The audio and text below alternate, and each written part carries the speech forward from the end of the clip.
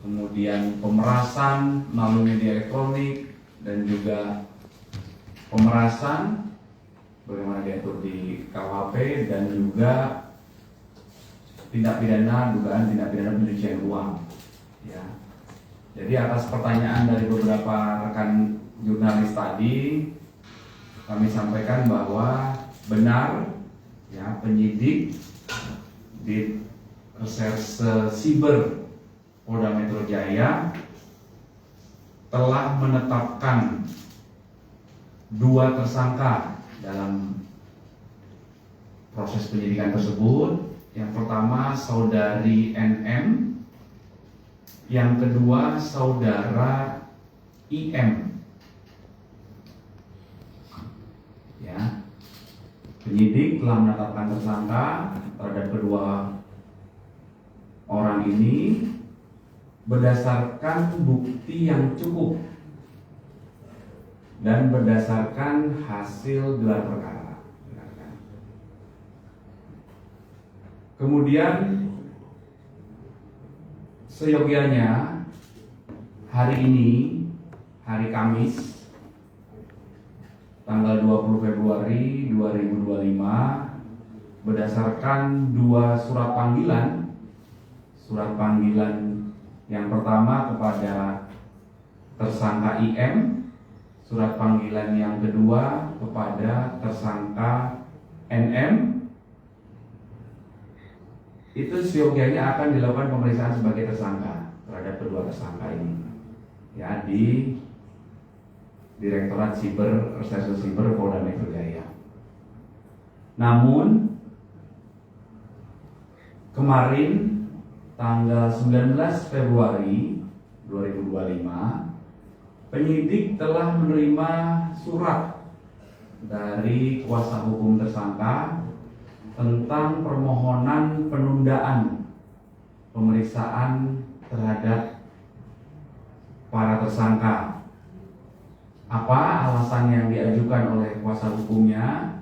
Alasan penundaannya adalah karena masih ada keperluan terkait dengan pekerjaan, di mana pekerjaan tersebut tidak dapat ditinggalkan maupun diwakilkan.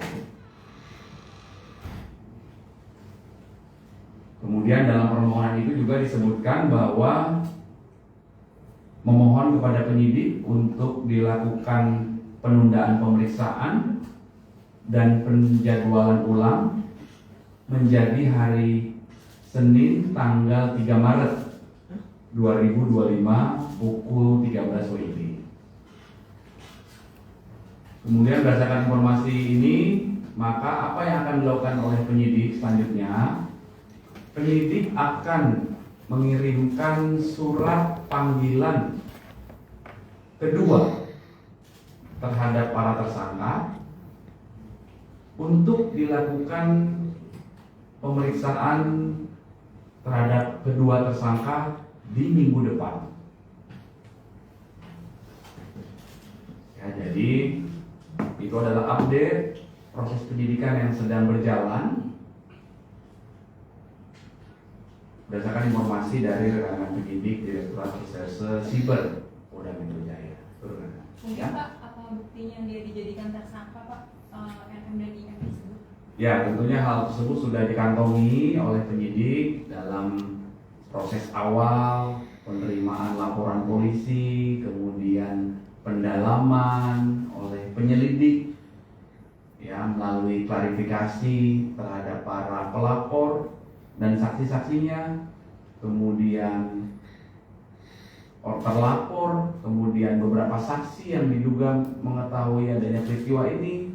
Kemudian setelah diketahui adanya dugaan tindak pidana, maka ditingkatkan prosesnya menjadi penyidikan untuk membuat terang peristiwa pidana dan untuk menentukan siapa tersangkanya. Kemudian dalam proses penyidikan dilakukan lagi pemeriksaan terhadap saksi-saksi dalam tahap penyidikan. Kemudian pihak terlapor dikumpulkan barang bukti. Setelah bukti yang cukup dikumpulkan, kemudian dilakukan gelar perkara. Akhirnya penyidik lalu telah menetapkan dua orang ini sebagai tersangka. Setelah ditetapkan tersangka, dilakukan pemanggilan untuk diperiksa sebagai tersangka. Sehingga ujungnya tadi proses yang kami sampaikan tadi. Pasal yang disangkakan dan ancaman hukuman. Ya, betul. Jadi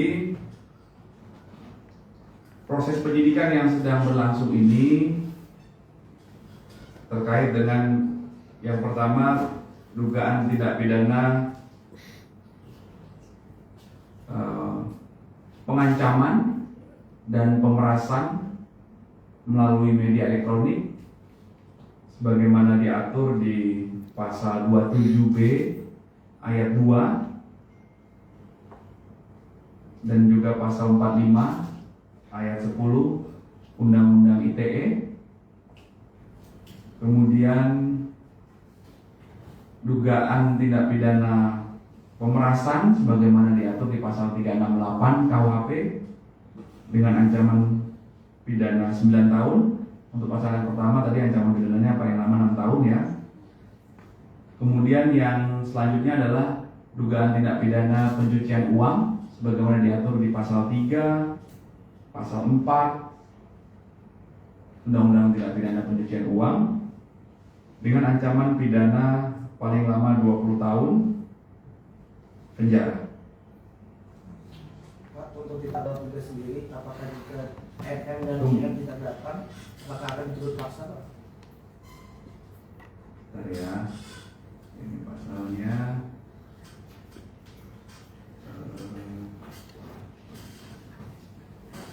Gimana Mas? Jika IM dan MM tidak datang di tanggal 3 Maret, apakah akan turut paksa, Pak? Jadi yang kami sampaikan tadi adalah permohonan penundaan pemeriksaan itu berdasarkan surat dari kuasa hukum kepada penyidik untuk ditunda atau diperiksa tanggal 3 Maret.